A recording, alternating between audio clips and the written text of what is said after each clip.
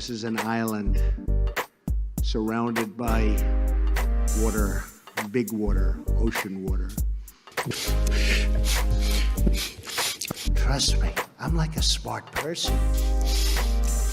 I'm very consistent. I'm a very stable genius. I had the best words. Tolerized. I know words.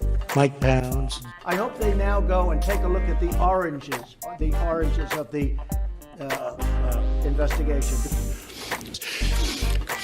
But there's no better word than stupid. Anonymous, really anonymous. I'm very highly educated. One of the wettest we've ever seen from the standpoint of water. Had the best words. God bless the United States. Now witness the firepower of this fully armed and operational battle station. Up yours, woke moralists. We'll see who cancels who.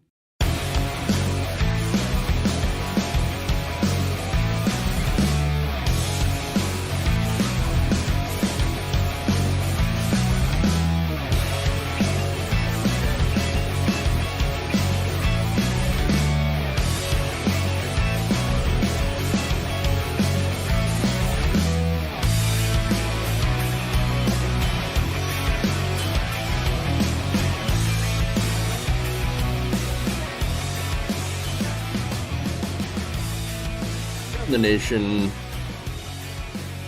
Waldorf Nation. What's up, everybody? It's Wednesday.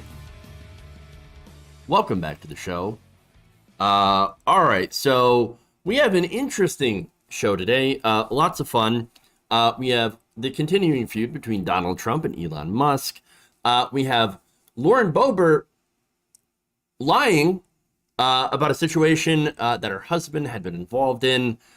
That's interesting, also gross, but we'll talk about it anyway. We are also going to talk about the new Uvalde footage. John Bolton just coming out admitting that he's a war criminal, because why not? There is absolutely no consequences for it. And then Tim Pool accurately labeled as a pro-Trump YouTuber. Fun times. So I love it. Lots of interesting, fun stories today. I do apologize for being late.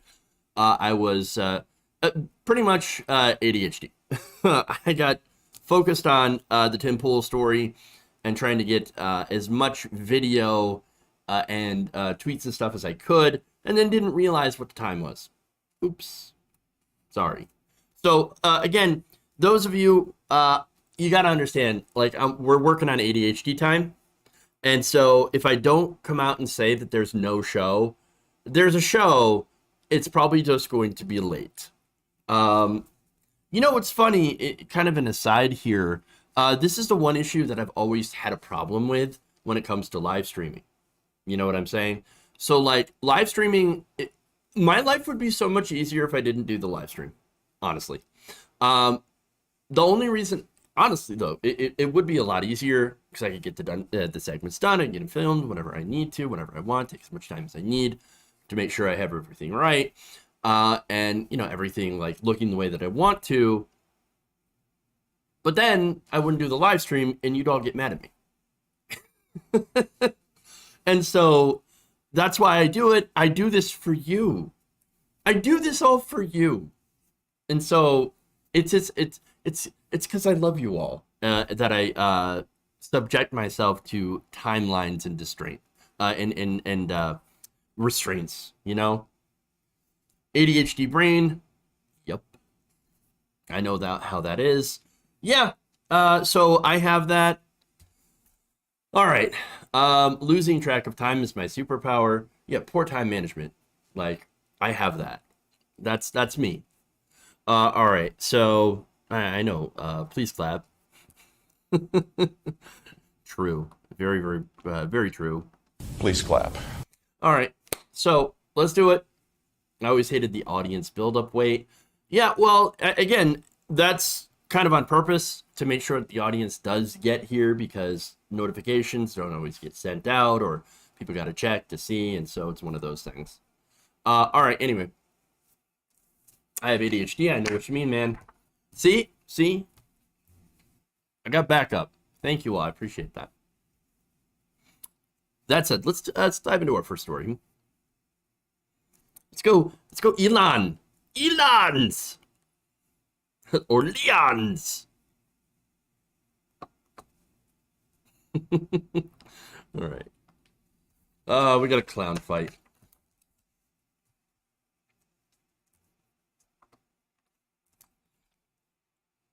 It appears a relationship between former President Donald Trump and Elon Musk is falling apart. Yes, it continues to fall apart following Musk's endorsement of Ron DeSantis, likely the #1 reason, as well as his Twitter deal falling apart.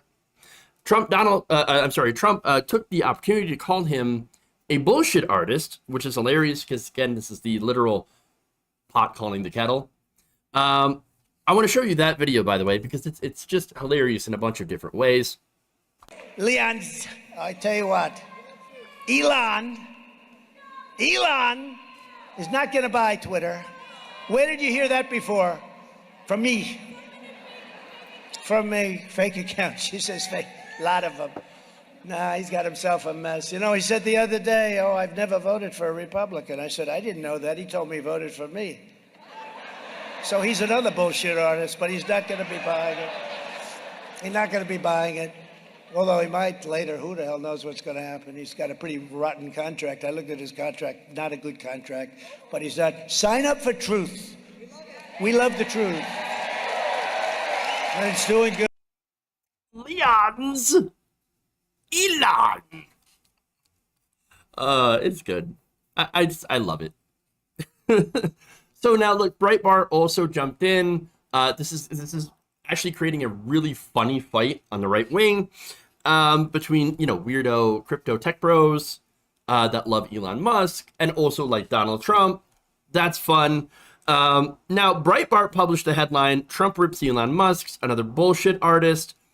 And Elon Musk responded to that article saying, I don't hate the man, but it's time for Trump to hang up his hat and sail into the sunset. All right. I enjoy that. Now he also says, Dems should also call off the attack. Don't make it so that Trump's only way to survive is to regain the presidency. So look, that's interesting. That second part, for me, maybe I'm wrong on the meaning of that, but to me that makes me think of the Democrats going after him over January 6th. I mean, to me, that also suggests that Elon Musk doesn't actually care about Donald Trump's attempt to steal democracy. Because that's what the January 6th hearings are all about. He said nothing about the evidence presented by the committee, especially from Cassidy Hutchinson. The fact that he very likely, again, there's evidence that he did witness tampering in that case, which is a crime. If they're going to get anybody for if they're going to get Trump for anything, they're going to get him on witness tampering. Or at least they could, assuming Merrick Garland gets off his ass. So now, Donald Trump sycophants, of course, don't care. They'll tell me all the time in the comments, oh, nobody cares about January 6th. Yeah, look at some of the polling. Oh, fake polls, fake news. They don't care. Elon bros and, MAGA chuds. There's a weird overlap between those two groups. And I'm sure that's making a lot of them very, very uncomfortable right now because they don't know who to side with. It's like, daddies, stop fighting, please. And again, it also makes me think about all the right-wingers that are pro-Trump that are always calling out to Elon Musk, Daddy, Elon, please save me because Twitter wants to ban my account for saying horrible things about trans people. Now, Musk also went after Trump's age.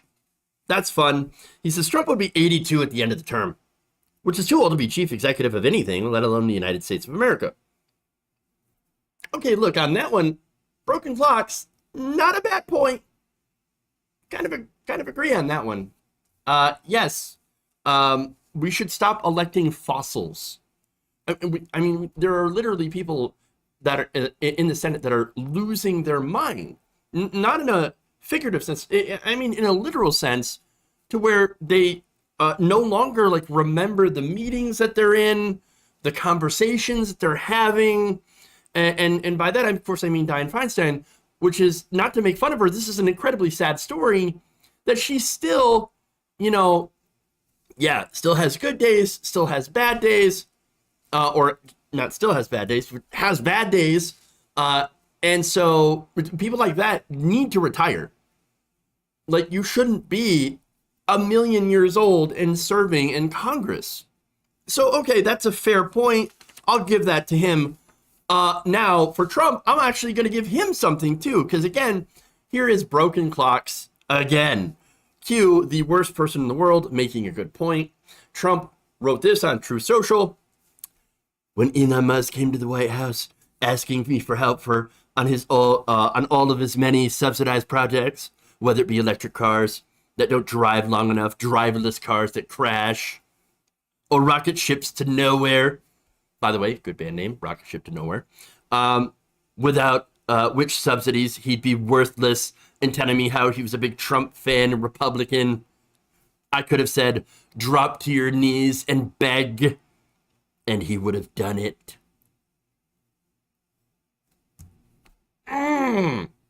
God damn. Look, let him fight, okay? Let him fight. I love it so much. Oh, look, when Donald Trump isn't mocking disabled people, saying horrible things about women, or destroying democracy, he actually can be quite entertaining. And I'm going to be completely fair about that, because he's a clown. Now, he's a horrible person, but he's also a clown and he's funny. Look at the funny old man. But what he did here is actually say something true. And he does that from time to time. Yes, 30,000 lies. Some of the most ridiculous lies. But where he actually is effective, and it's the very few times that he actually tells the truth. And that's when he goes after some of his political enemies, but points out corruption, or points out things like, hey, you took billions of dollars in government subsidies. You wouldn't be anything without that money. And that's absolutely true. Tesla and SpaceX have received more than $7 billion in government contracts alone, and billions more in tax breaks, loans, and other subsidies. This is according to an analysis by Grid. In recent years, Tesla also sold at least $6 billion worth of government-backed electric vehicle credits. Grid found these sales have twice in recent years made the difference between the company posting a profit instead of a loss, according to an analysis by Trefis, and a financial data firm. So understand that this is actually, it's a nonsense story because these two, idiot clowns are beefing, but there's some interesting stuff in here. Again, with how much government money Elon Musk has actually benefited from. And so Musk is not a genius. He didn't invent anything. What he is a capitalist investor. And he has taken advantage of all the free government money that's been lying around for big corporations and rich people. Again, in this government, that is, basically the corporate states of America, you would be stupid not to take that free money on the table. So that's what that is. Okay? So taxpayers made Tesla, they made SpaceX, they made a lot of these big companies. The problem I have with that is, are we as taxpayers getting any return on investment? No. These companies, they're not even paying their taxes, their fair share. They're robbing us blind. So Trump pointing out that, yeah, if if Elon Musk didn't have all this generous generous government money for his corporations, then he wouldn't be successful. And that's absolutely true, because everybody knows it. And while everyone knows it, not a lot of people will say it.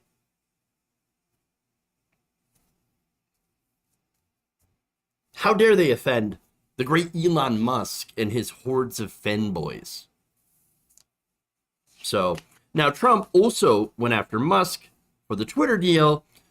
He said, no, Elon should focus on getting himself out of the Twitter mess because he could owe $44 billion for something that's perhaps worthless.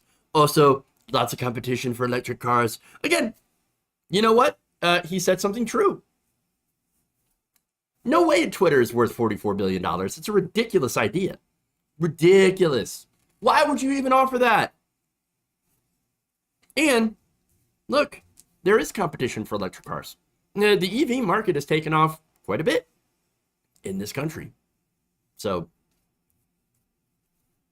I like to see it. I like to see that competition, and I like to see the prices of electric cars go down. And I'd also like to see, of course, more infrastructure when it comes to electric cars. But mainly, if you're going to have that, you also need to really revamp the grid.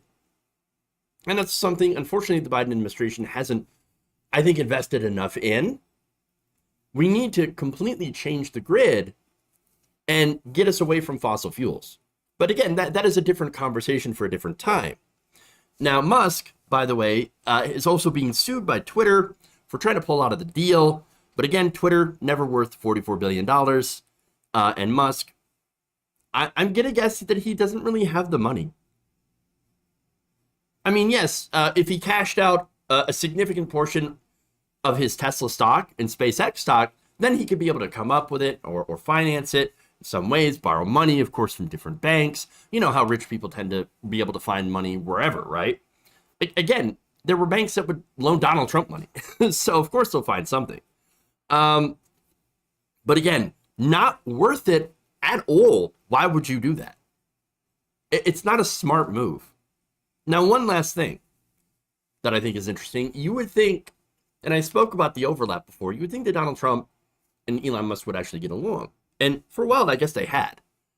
Trump had talked up Elon Musk quite a bit before. But what it comes down to, at the end of the day, is that they both have gigantic egos. And Donald Trump got tweaked when Elon Musk went and said, oh, yeah, I would rather vote for Ron DeSantis. Those gigantic egos, the one thing that Donald Trump can't help but do is attack if somebody tweaks his ego. And again, the same thing with Leons. Leons can't help themselves. So again, let them fight. Let them fight.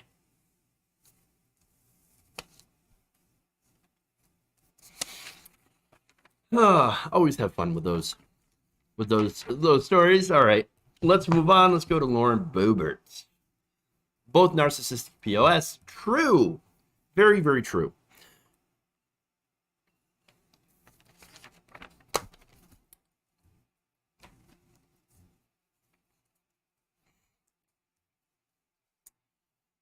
Representative Lauren Boebert is defending the 2004 arrest of her husband for indecent exposure. So now, she has written a memoir, which, isn't she supposed to be, I don't know, legislating, serving her constituents? But no, I got time to write a memoir. Okay, whatever. Now, in that memoir, she had wrote about the situation with her husband. Now, her husband, back in 2004, again, was arrested at a bowling alley for indecent exposure to a minor. But in her memoir, she writes that Jason, her husband, actually never exposed himself in a bowling alley bar in 2004. Despite, of course, being arrested, pleading guilty, serving jail time for public indecency and lewd exposure. But he never did it, though. Oh, of course, right. Sure. Now, even better, she decides to blame the bartender, the 17-year-old whom he exposed himself to. She wrote, she and Jason weren't officially married at the time and had been trying to bond that night with her stepfather. They got to chatting over drinks, and the female bartender had heard What a catch she would be. Ah, yes. That's totally believable. Absolutely. Wow, look at that. Jason Boebert's friends even teased her by saying that he had gotten a great tattoo in a private area, which allegedly made her curious. So then she had pressed Jason to show it to her right there at the bar. This is all Boebert's words. Sure. Okay. Yep. I believe that. Yeah. Oh, that sounds very, very plausible that that had happened. About as believable as Boebert driving the entire circumference of the earth while trying to campaign for office in Colorado. But there is more to this sordid tale. After first ignoring her, Boebert writes, he acted like he was going to unzip his pants after having too much to drink. The bowling alley owner then tried to kick him out afterwards, but he didn't want to leave. The two argued, and Jason threw a basket of fries at the owner. Basket of fries! What a catch. What a catch. Now, the New York Post last year reported that Jason Boebert had exposed himself to two women, one who was underage, at the bowling alley, and that Lauren, whose last name was then Roberts, was also there at the time. The two women gave statements in the police report that Jason said he had a tattoo on his penis, private parts, and then exposed it to them. They told the owner of the bowling alley, who then called law enforcement.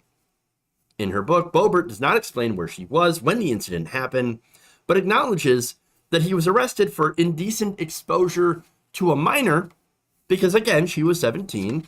He then took a plea deal instead of, in her words, fighting for his influence in court. I'm sorry, innocence in court. I said influence. I don't know why. Quote, he knew the truth, and the truth was he didn't do what he was accused of, she wrote. Well, okay, hold on here. It literally, he took it out and showed her the tattoo and was arrested for it, all of that. Again, that's exactly what he did. So, and look, by the way, she had been a minor at the time. And even if she hadn't been a minor, he still exposed himself in a public place where you shouldn't be exposing yourself at all. Again, finally, let's look at the absurd argument, right? That, hey, look, they really just wanted to see his cool tattoo. You know, the one that was on his penis. Let me clue you in, guys. Okay? There's only one reason why people get a tattoo on their penis. So that they have a reason to show it off. I'm just saying. I mean, again, this is my opinion. I think that people who do that, who get the tattoo there, just really ultimately want to show people their penis. And say, oh, I know, I got an excuse. I'll get a tattoo there, and then I'll preface it with saying, oh, hey, look, I got a super cool tattoo, but it happens to be on my junk. And then I'll trick them into seeing my junk. And then maybe they'll be so impressed with seeing my junk that they'll have sex with me. I mean, you know it. You know it. Like the one guy from CNN, that's Jeffrey Toobin. Yeah, he was showing his Toobin. Now, finally, she then goes on to attack the left for not applauding Jason Boebert for eventually learning his lesson and his mistakes. You know, the mistakes that he didn't actually allegedly do, according to her. Here's what she wrote. He knew the truth, and the truth was he didn't do what he was accused of. But the entire experience opened Jason's eyes to the reality that he needed the alcohol and anger management classes that came with the plea deal. So hold on. He learned from the mistake that you're saying that he didn't make. Is that it? Is that what you're saying? Is this like, this feels like pretzel logic, that he didn't actually do the thing that he was arrested for, that he admitted that he'd done, that he had pled guilty for and served time for, and that the people that had witnessed him do that thing. But he says, no, I didn't do it. She says, no, he didn't do it. Even though everyone else, the witnesses, said he absolutely did it. But then he learned from that mistake of the thing that he didn't actually do, and therefore, why is the left criticizing me and him? Doesn't make any sense. And understand, like, that kind of pretzel logic. There are some people out there that hear this and go, nailed it. She is absolutely right. No. Why would you lie about these things? Why would you lie about these things? Why would you not be honest? But again, unfortunately, that's who Lauren Boebert is. She can't help but lie about herself and her family and her situation. And it's always someone else's fault. They never take personal responsibility.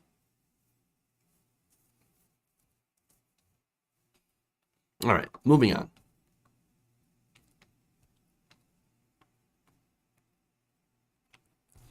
Let's go to Uvalde.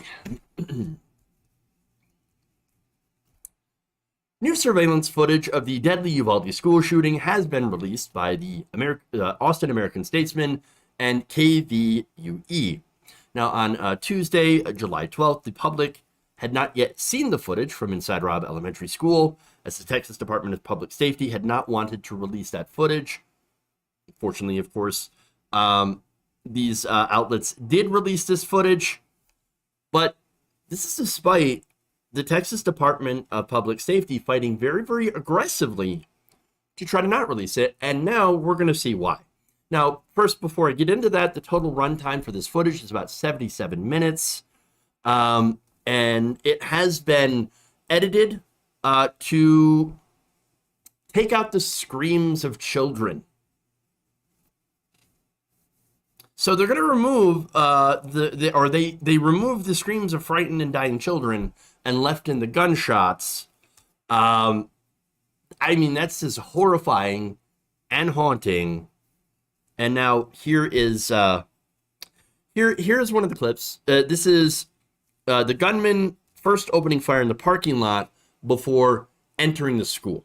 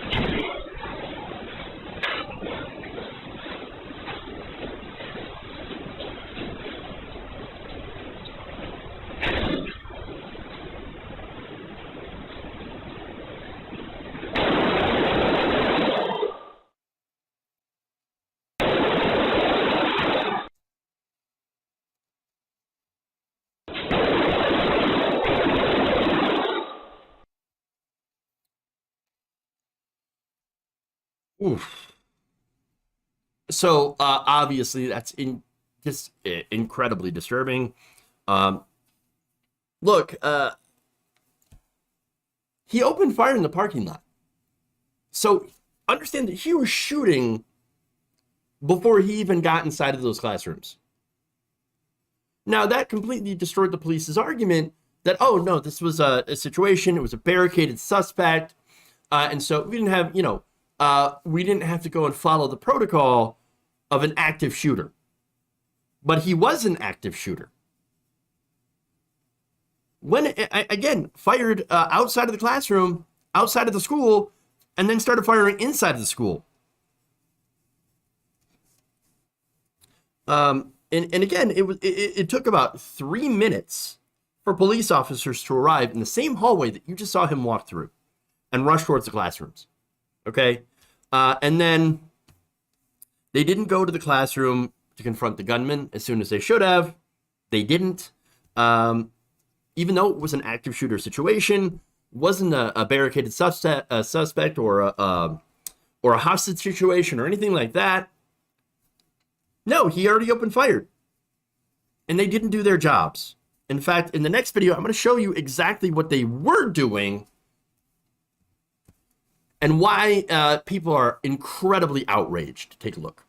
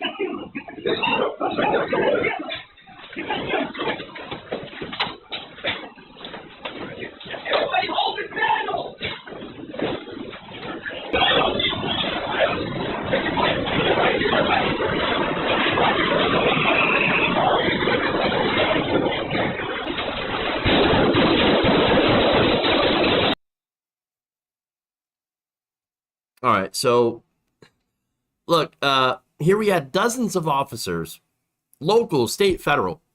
You saw them, they're all heavily armed. They had body armor, they had helmets, they had shields. One guy was wearing a plaid shirt. But they were out there, they were doing nothing except maybe getting some hand sanitizer, or they're chilling, they're talking, making cell phone calls, sending texts, checking their phone. But you got to sanitize, too, while there are gunshots going on. Children are dying. And they just sat there. Well, the police outside, by the way, there were more police outside that were too busy handcuffing parents that were begging the police to actually do something. You know, like their fucking jobs. And now, I know a lot of people are talking about the hand sanitizer guy. That guy pisses me off. But I want to show you what also, like, really bothered me. This guy. Look at his phone. I mean, he's just like, oh, you know, I got my gun in my hand. I'm looking at my phone. And then, if you didn't notice, he's got a Punisher phone lock. Punisher. Freaking Punisher. Of course. Of course he does. Of course he does. Irony, of course, is the Punisher didn't even like cops, but the whole thing really kind of illustrates the massive contrast between how these police officers view themselves and who they really are. They're cowards. And I say that because, again, police have had no problem shooting black men in the back when they're running away. Unarmed black men. That's who they are. When they're faced against a school shooter and could possibly be in danger, they cower. And again, before bootlickers come in and they say, well, you can't just expect them to run into a hail of bullets. Yeah, actually, that's what they're there for. That is literally their job, or supposed to be. Protocol states that during an active shooter situation, it doesn't matter how many officers you have. It doesn't matter what body armor you have. If you have a weapon, you're in there. You go in there and you go take out the shooter. That's it. That's what you're supposed to do. That's been the protocol since Columbine. You don't like it? Don't be a cop. Get a different job. But here's the thing about that, right? I know there's a lot of blame being just squarely placed on the Uvalde police. And by the way, they've also, and we've seen the Uvalde police point all the fingers at Pete Arredondo. No doubt that guy dropped the ball majorly, and he needs to get face some consequences, right? But it's not just Arredondo. It was everybody. Not only were the Uvalde police on the scene and didn't respond, you had the Uvalde County Sheriff's Department, the Texas Department of Public Safety, the Texas Rangers, the U.S. Border Patrol, and the Marshal Service.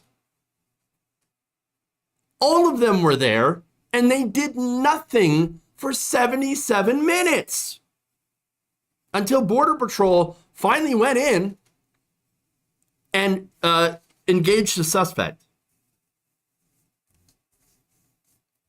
They did nothing until then. And by the way, at 12:21, 45 minutes after the police had gotten there, an officer had been heard falsely saying they're making entry, which of course they didn't. They didn't make any entry. They waited another half hour to bust through an unlocked door, which they didn't even check to see if it was locked. Oh, we got to find the keys. We got to find the keys. You didn't need keys. You didn't even try the goddamn door to see if it was locked. No, they're all at fault. Because what they did was follow Cop Doctrine 101, which states that you do not put yourself in any danger and that your life matters more than anyone else.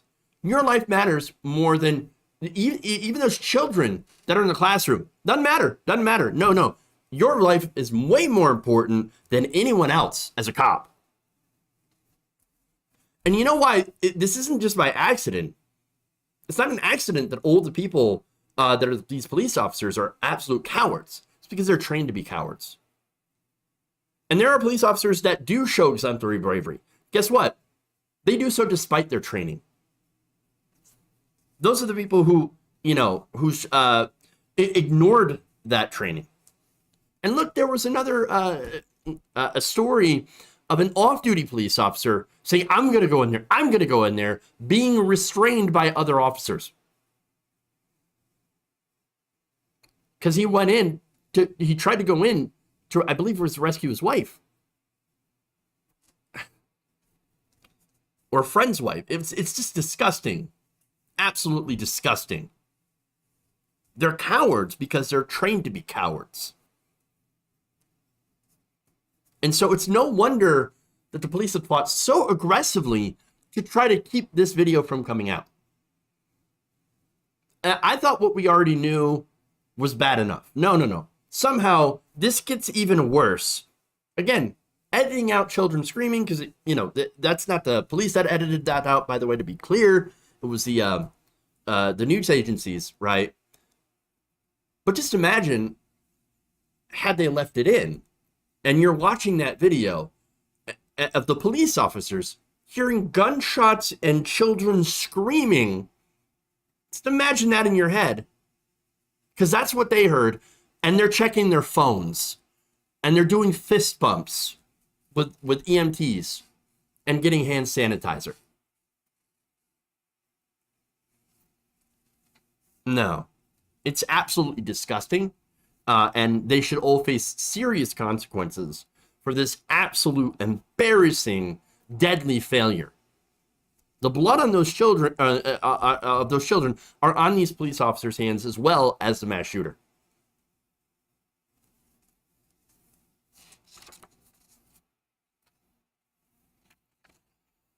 Speaking of blood being on people's hands, let's go to John Bolton.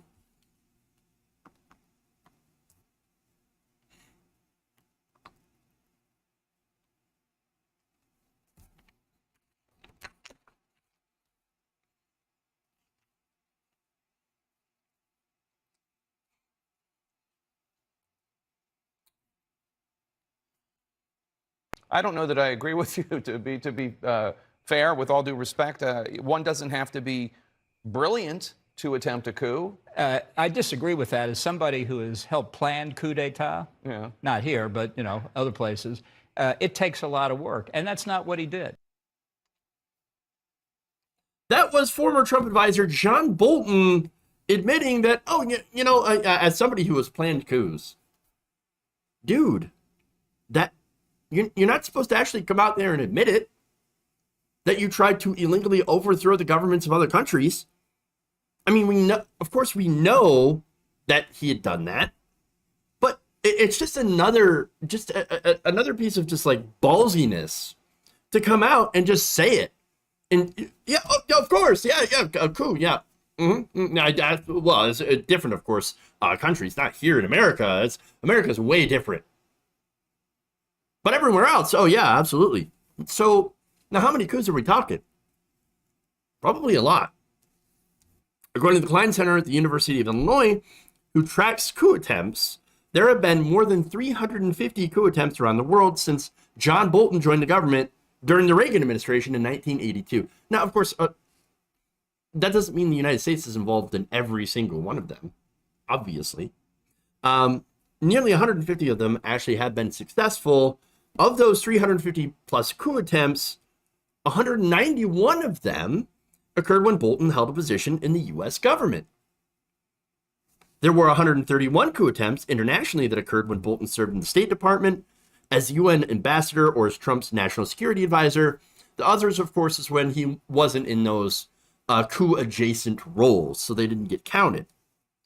So now, one of the most recent ones happened to have been the attempt in Venezuela. Remember that? Where Juan Guaido was like, oh, by the way, I am the president of Venezuela now. No, you're not. No, actually, you're not at all. And yeah, that was a U.S.-backed coup, even though, of course, the Bolton and Trump administration, no, we didn't have anything to do with that, even though we absolutely supported them. Right, okay. So now, besides the invasion of Afghanistan, getting back to how many coups he could have been involved in, perhaps the most significant coup tracked by the Klein Center's coup d'etat project was the March 2004 removal of Jean-Bertrand Aristide as the president of Haiti. So now that one, again, given how Haiti has been an absolute mess for some time, we just had the assassination not too long ago of U.S.-backed President Jovenel Moïse that I reported on. You remember that. So now, interestingly enough, again, 2004, the U.S. backed that coup in Haiti. In fact, one of the reasons that, the U.S. has been alleged to have been, even though, of course, the United States denies it and Europe also denies it, but Aristide had been trying to get reparations from France over being enslaved. So, look, Haitians 200 years ago revolted against French rule and were able to secure their independence. Aristide says, you know what? I would like France to pay us $21 billion in reparations for enslaving our country. That did not go over well. In Europe and in the West, that went over like a lead balloon. Of course, the United States and France were like, no, we're not going to do that. The UN voted against it. And then that election year, the US and France and other countries in the West then accused Aristide of doing election fraud.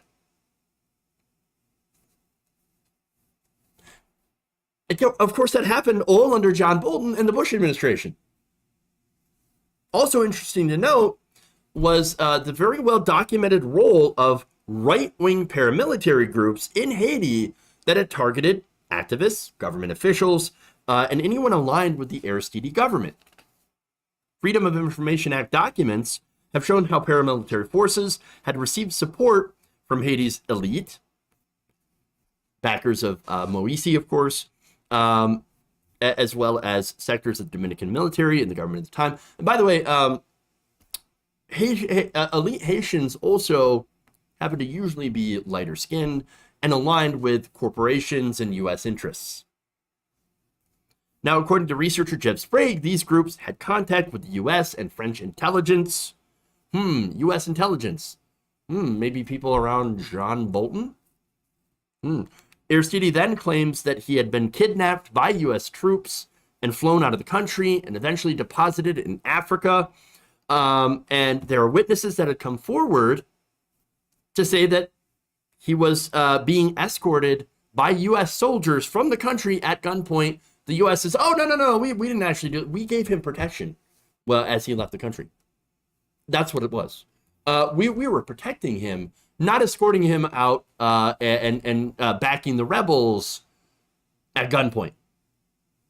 Now, on the rebels, by the way, the Haitian opposition to Aristides was a gang that was at first literally named the Cannibal Army. That was allegedly getting U.S. and French support. The Cannibal Army. Now, it was quickly renamed by the brother of the former leader who was found murdered. By the way, that brother blamed Aristides for his death. The National Revolutionary Front for the Liberation of Haiti. So they went from the Cannibal Army to the National Revolutionary Front for the Liberation of Haiti. Cannibal Army. Now, look, of course, a lot of people spoke out against this during the time. In fact, you had members of Congress, as well as the Jamaican Prime Minister, expressing concern that it was the United States that was interfering with Haiti's democratic process. Now, that's really important because, again, we're having a conversation about January 6th, right? And that was an attempted coup. And now everybody is like, oh, and rightly so, of course, right? Everybody's like, oh my God, a coup, how could this happen? What a terrible, terrible thing to befall us.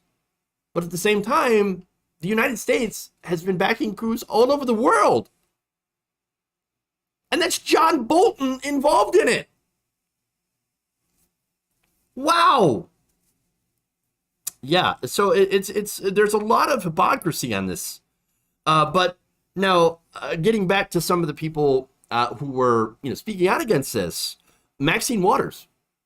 Maxine Waters, according to her, she said that Mildred Aristide called her at her home at 6:30 in the morning to inform her that the coup d'etat has been completed. And that John Bertrand Aristide said the U.S. Embassy in Haiti's chief of staff came to his house to say that he would be killed and that a lot of Haitians would be killed if he refused to resign immediately, and said that he has to go now. Representative Charlie Rangel of New York also said something similar, saying that Aristide had told him that he was disappointed that the international community had let him down and that he was forced to resign under pressure. As a matter of fact, quote, he was very apprehensive for his life.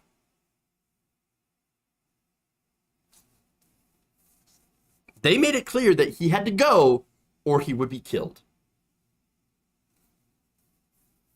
So I don't know, maybe that could have been one of the coups that John Bolton was referring to.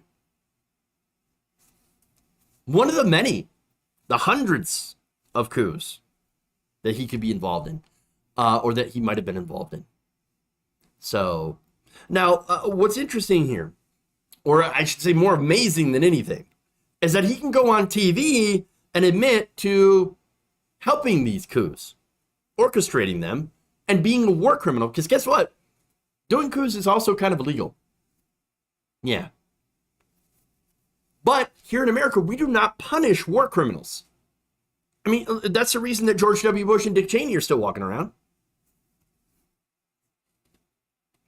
Why Donald Trump is still walking around, at least for a while, after dropping the mother of all bombs in Afghanistan. And by the way, increasing the number of civilians killed by U.S. airstrikes by 330%. Getting people, innocent civilians, killed by taking the gloves off the military. That was Trump. Bolton, of course, serving in the Trump administration at that point. And again, let's not forget about Yemen. Yemen is being devastated because we still are helping the Saudis. We're helping them under Trump. We're still helping them now under Biden. The Saudis are murdering civilians as well. Don't forget about Obama. Obama had the signature drone strikes that were killing American citizens overseas without due process. War crimes. War crimes. And yet these monsters are still allowed to go on TV And in the case of John Bolton, is able to go and brag about doing the coups and the war crimes. Because nobody ever faces any sort of accountability for doing it.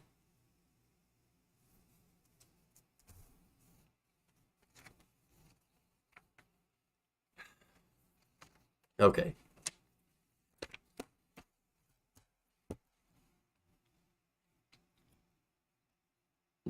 Last story.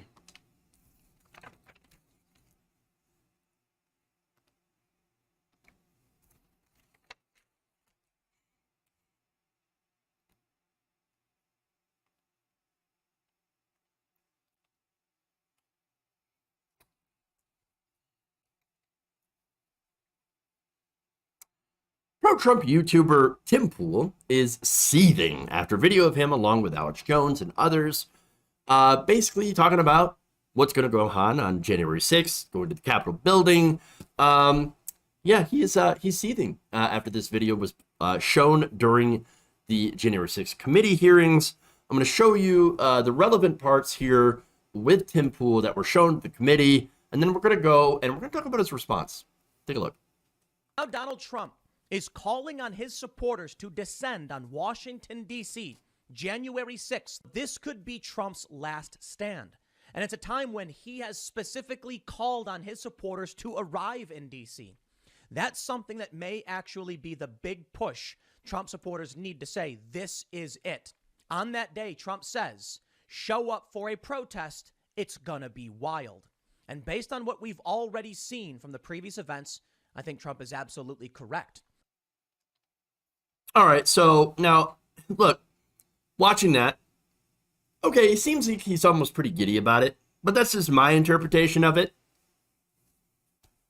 Now, he's saying, of course, oh, no, I'm not, now, what are you talking about? No, I'm not advocating for violence. I've never advocated for violence on January 6th. How dare you? How dare you? I'm a liberal. Tim Pool, liberal? No. He's a grifter that claims to be on the left while also agreeing with every single right-wing talking point there is. Now, of course, he responded to this. First taking to his live stream, you're going to love the title of this video. I'm just going to show you the title here. Democrats, Jan 6 committee plays clip from Timcast. Tim Pool smeared with out-of-context lies. Showing you a video of the thing that he had said is taking him out of context and smearing him. Okay. Sure. Now, he also took out a whole article in Newsweek titled this, "The January 6th Committee Misrepresented Me." Oh, they did. They did they? They misrepresented you by showing video that you actually did. Oh, but they took it out of context. They didn't show the whole 30-minute video. And they showed me alongside of people like Alex Jones. And people that were actually calling for violence. I didn't do anything. Now, he wrote in this Newsweek article that Raskin showed a video of him simply reading out a news report that the protest was likely to happen, noting that Trump and his supporters viewed it as Trump's last stand and concurring with the president that was likely to get wild. And then asks, in what way is reporting the news the equivalent of promoting it? Well, I mean, you want to take it in context of the other things that you have said, the other things that you have supported when it comes to Trump. But look, nowhere in this clip he writes, Raskin played her even the full 30-minute long podcast that I ever encourage anyone to go to D.C., let alone to engage in any kind of violence or protest. But you don't have to go out there and explicitly call for it. Again, Trump can almost use or has attempted to use the same defense. I didn't actually call for it. No. I just said let's walk down to the Capitol. Let's march down to the Capitol, everybody. Give them hell. But what's interesting here, I'm going to show you another, I believe it's a tweet here, where he says, I'm planning on being in DC on January 6th. We're working on a way to do Timcast IRL live from DC during the event. Well, I'm going to go there. I'm going to go there. But, you know, I don't encourage anyone to go there, though. Oh, no. In fact, you know, I'm not going to engage in any sort of violence or protest. He said nowhere in the clip did I ever encourage anyone to go to DC, let alone engage in any kind of violence or protest. But again, he was there. He was there. He also writes that not only that, but I barely qualify as a Trump supporter, saying, I did proudly vote for Trump in 2020. And I explained why I thought that he was the better option, given the choices. I proudly voted for Trump. He also wrote, I can certainly respect the desire to figure out how January 6th happened, how it got so bad, and then why our political climate continues to get worse. I can respect the demand to hold those who made it happen accountable. And then went on, of course, to say, now I want to also find out about the Black Lives Matter rioters. So what's funny is that he's like, well, of course I respect the January 6th committee. I mean, I just think that they completely went out and misrepresented me, and it was so incredibly unfair. And it just feels like that you're biased against me. Okay, well, here's Tim Pool last year talking about what his opinion on the January 6th committee. The January 6th committee is a bunch of zombie lords. These people are overtly evil. They know they're evil. They want power. They crave and lust for it. They are demonic. And I mean that figuratively, not literally. What I mean is deep within their souls is a rot. Their hearts are blackened, withered husks, humanity drained long ago. They would beat you over the head. These are the worst of the worst. There's a lot more of them in Congress. But I respect people that are trying to get to the truth. Except that I think that they're also zombie lords that will beat you over the head. Huh. Oh, interesting. Now, look, understand that what Tim Pool is doing here, okay? He's doing damage control. This is somebody that's been talking about civil war for years, okay? And again, he sits there and what he does is promote fear and division on his show. Points out all the reasons why America's falling apart. There's going to be a civil war. There's going to be a conflict between everyone else. This is why you got the woke SJWs on this side, and you got the dangerous Black Lives Matter rioters that are destroying all the cities. And, you know, and somebody somewhere is going to do something about it. They're going to do something about it. Oh, but I don't actually promote violence. And I don't think violence is a good thing at all. Kyle Rittenhouse was absolutely right. But I don't actually think that, you know, we should be any violence. We should do any violence, you know. I abhor it. So this is, again, what he does. He's very, very careful to make sure not to get himself suspended from Twitter. Very important. And very, very careful to make sure that he doesn't get demonetized on YouTube. Because understand, what his model is grift. So, of course, you're not going to come out and unless he's incredibly stupid, and that maybe I missed a tweet or missed a video, because the guy does hours and hours of video a day, where he came out and said, okay, violence. Yeah, absolutely do violence. No. What he does, though, is sets it up. Very vague on some of this language that he talks about. But make sure to present news in such a way that is absolutely inflammatory, that will prod people into doing possible violent acts. Again, when he talked about Black Lives Matter, guess what? He had used a lot of tweets from Andy No. Andy No, of course, look, we know who that guy is.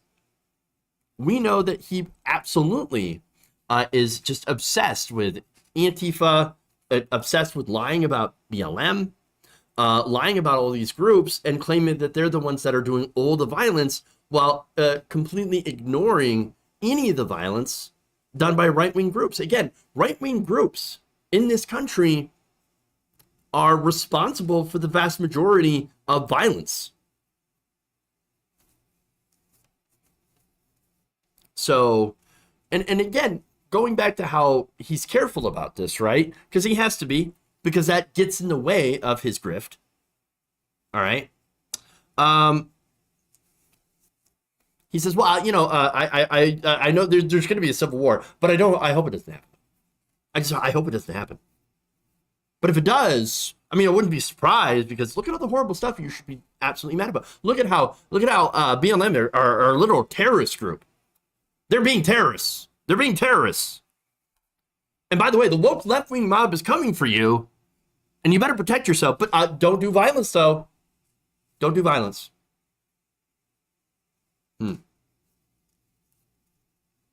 What Tim Pool does is peddle in fear. And that's what he does. Being very careful, again, to attempt to appear neutral. He claimed to be a liberal, even though agreeing with all the right-wing talking points and giving massive cover to the far right, whitewashing it. And I believe he does that for money. I don't actually think he has a core set of beliefs. I think his beliefs are, whatever gets me money, whatever gets me more of an audience. And it turns out that pandering to the far right is so much more easier and lucrative on YouTube than anything else.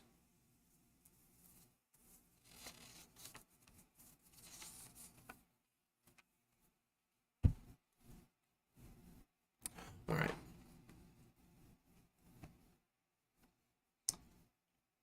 Somebody says he criticizes conservatives and liberals, so therefore your point is invalid. No, my point is that he peddles fear and misinformation for money. That's the whole point. And so, yes, when you do that, when you do incredibly reactionary content, and again, that's what this is. He does reactionary comment. It's just, no research, 100% reactionary, as well as, going and just trying to inflame people's tensions. That's going to cause problems. If anything, Tim Pool is causing more division in this country. People like him that are monetizing this fear and anger and this division in this country than anyone else. But yes, it is always about the money.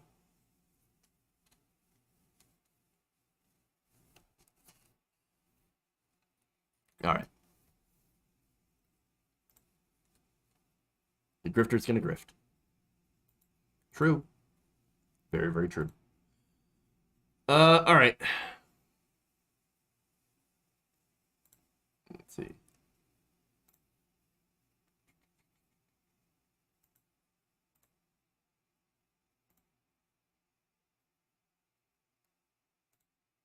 All right, hold on.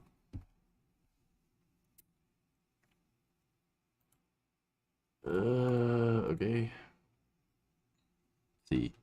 Sorry, I'm just reporting a bot that's sending me like crypto spam. Let's see. Crypto spam. Boom. And boom. All right. So that said, all this stuff, let's see. All right, let's read some super chats. Virginia Thomas, aka Ice Dragon, says this. Hold on. Let me do this. They're at least supposed to keep him busy, shooting at you instead of the civilians. Yeah, but that would put the cops in danger.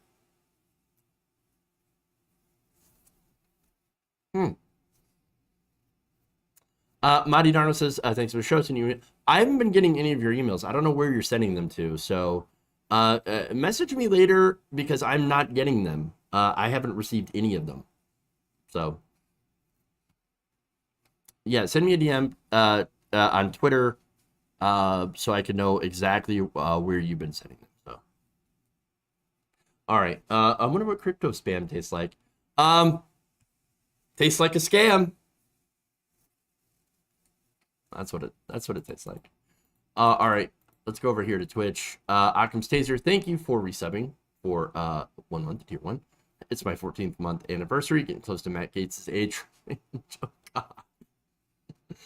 All right. Valerie Fisher, thank you for resubbing for a month of tier 1 as well for 4 months. Appreciate that. All right. Thank you all. Check your spam. I have checked the spam. It's not in the spam. It's not in the spam. It's not in the junk. It's not in any of that. But all right. So let's raid into. Let's see. Let's go back. Yeah, let's raid into Bleep Bomb Ben. So Ben show she, her pronouns, of course.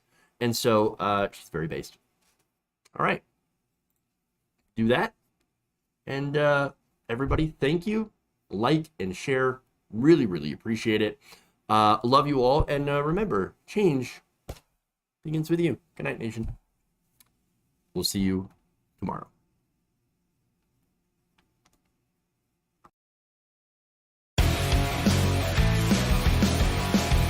Dumps. Big, massive dumps.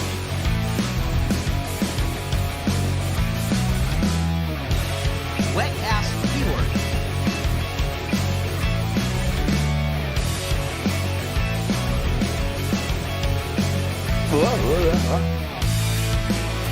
Give me a break.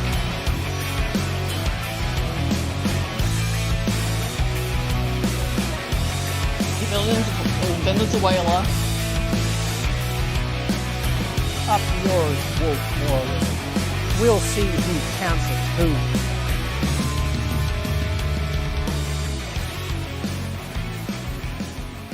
You're kicking me out the door. You're kicking me out the door.